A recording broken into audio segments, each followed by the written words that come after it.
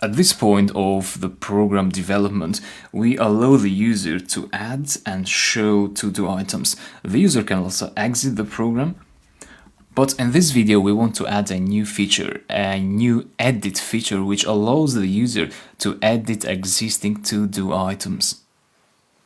So how do we go about adding a new feature? Well, to be able to add a new feature, you should think from the user's perspective. So try to be in the user's shoes. So let's run the program as it is now. And let's think as the user. So this says add, type add, show or exit. So the first thing we want to do is we want to add here an option, edit. So type add, show, edit or exit. So if we run this now, we're going to get the correct prompt. Then the user might want to press edit here. We want to add a new case to count for that scenario. So case edit, a colon, press enter, PyCharm indents automatically the next line. And here, what can we write? Well, for now, let's just say print got it. Just something dummy. And rerun the program. And try again to think as the user. So the user wants to press edit, but first they want to add something like add a new to-do, clean, add, throw, add, prepare. And then they want to press edit. So we pressed edit, got it, was printed out, so that case statement is working fine. But let's think of how do we want to tell the program which of these items we want to edit. So in this command line interface, we have basically two options. So either we should say that we want to edit clean and we explicitly type down the exact to-do item there, and then the program asks us a second question such as what do you want the new to-do to be, and you write the new to-do which will override the existing to-do, or you just say the number. For example, you want number 2, so you want to edit number 2.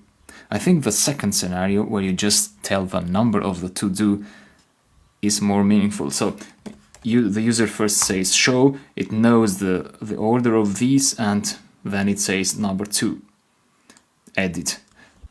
And then the program asks again the user to enter the new to-do for that, to override that to-do, and so on. So let's close this and go to the program. So if the user enters edit, we want to ask the user a new question. Let's say number is equal to input number of the to-do to edit. So we ask the user to enter the number of the to-do item. So if the user enters 2, for example, 2 will be stored in the number variable. Let's see if we successfully get that. So print number, run again. So let's say edit 2, and we get out 2. So what can we do now with this 2?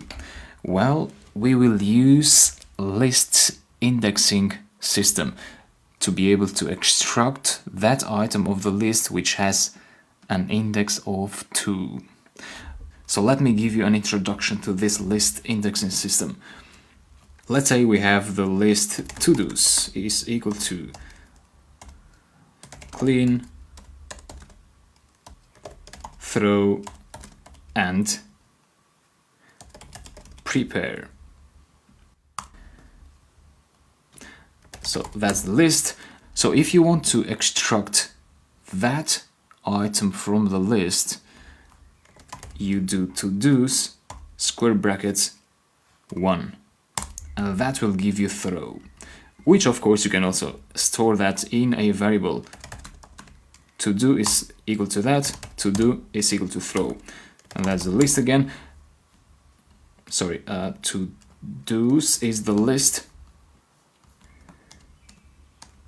And to do's one gives you throw. Why? Because this first item has an index of 0. This second item has an index of 1, and the next item has an index of 2, and so on.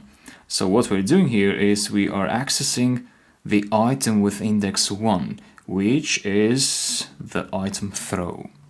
So that means if you press 0 here, you get clean. If you do 2, you get prepare. If you write 3, you'll get an error because it says list index is out of range. So there are no items with index 3. So back to our program. We get the number, so the index, and we use that index to access the to-dos list. So number here. And that will give us the to-do item, which the user wants to edit. And what do we do with this now? Before we answer that question, let's make sure we got this correctly. So let's call this existing to do is equal to that and print existing to do. Let's see what this is going to give us. So I'll run this.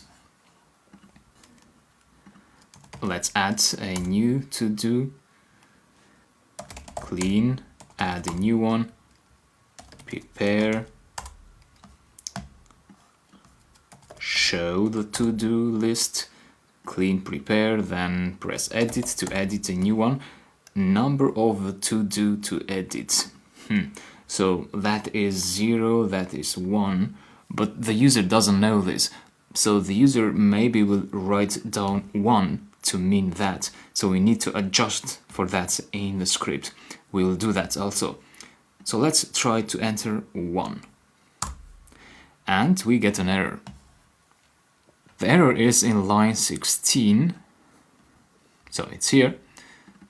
It says that type error, list indices must be integers or slices, not str. So it seems that the index is a string. What is the index? The index is this part here, this number that we give in here. But the interpreter is saying this is string, and this is true because the input function always produces a string type. So even if the user enters a number, that number is actually a string. It is just text. It is not recognized by Python as a number. So let me show you what I mean by that. Let's say you want to store in variable a, you want to store the input. Enter a number. So you enter a number, let's say 10, right? And you might think that a now is a number, right? So if you do a plus 2, you will get an error because you are trying to concatenate a string. So 10 is a string, you can also see the quotes here, with a number. And that doesn't make sense for Python. The interpreter is confused, doesn't know what to do, so you get an error. The solution here is to use a function which converts a string to a number. So that function is int. If you write 10 here, it will give you a number. So let's say b again is int 10, type b is int. So integer is a whole number in Python. You can also use float. Let's say we have this string. You press enter and b now is a float, so it's a decimal number. So float converts strings to decimal numbers and int converts strings to whole numbers. So type B is a float. Right, so we use that to convert this into int. So if you say int here and you wrap that inside int, so the output of the input function will be the input of the int function. In other words, the output of the input function is 1, so 1 will be the input of the int function, and we get 1 as an integer, a whole number. So we need to work with whole numbers here, because indices are whole numbers. So we had the to-dos list, to-dos, you cannot say 1.3, you'll get an error. You can only say 1 or 2 or and so on. Right, now number is an int, so now we shouldn't get an error anymore. So let's run this. Add clean, add throw, show, edit. I'll edit number 1, press enter, and we get extracted the throw item from that list. So number 1 extracted throw. But as a user, I don't know about the indexing system of Python. I don't know that Python starts the indexing from 0. So us as a programmer, we need to adjust for that lack of knowledge from the user's part about the system that Python is based on. There's an easy solution for that. We just go to our script. So we grab the number. Let's say the user entered 1, but they meant 0, right? The first item, but the item has an index of 0. So we say number is equal to number, so 1 minus 1. So we get 0. If the user enters 1, 1 minus 1, we get 0. If the user enters 2, 2 minus 1, we get 1, and so on. Right, so that should give us the actual to-do that the user wants to edit. But then how do we go about replacing that to-do? So we have the list to-dos. Now with to-dos and 1 we got the item. But if you want to replace that item, we say to-dos 1 is equal to new item. Whatever the user enters here. Press enter, and now if you check to-dos, you see that throw is replaced with that new item. Therefore, we go in here, and instead of doing that, we say to-dos number, so throw is equal to new to-do. What is new to-do? Well, new to-do is something we get from the user using again the input function enter new to do. So I'll run this now and you'll see that this is working well. Add clean, add throw, add prepare, show. So we have 3 items and we want to edit throw. So we count 1, 2, oh, that's number 2. So edit, number of the to-do to edit, 2, enter new to-do. How about disassemble? Press enter, press show to see the to-dos, and here we have disassemble is the item with number 2. Sorry for the typo, disassemble. Anyway, exit, and we exit the program. So that's the final version of the edit feature. Let me delete this break line. So what you learned in this video was how to convert from a string to a number using that int function.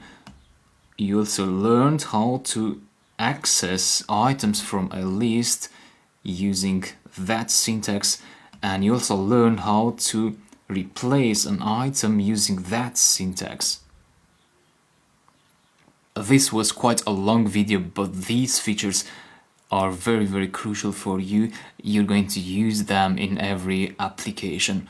that you'll build with Python, no matter if it's web development, data science, or other fields of Python.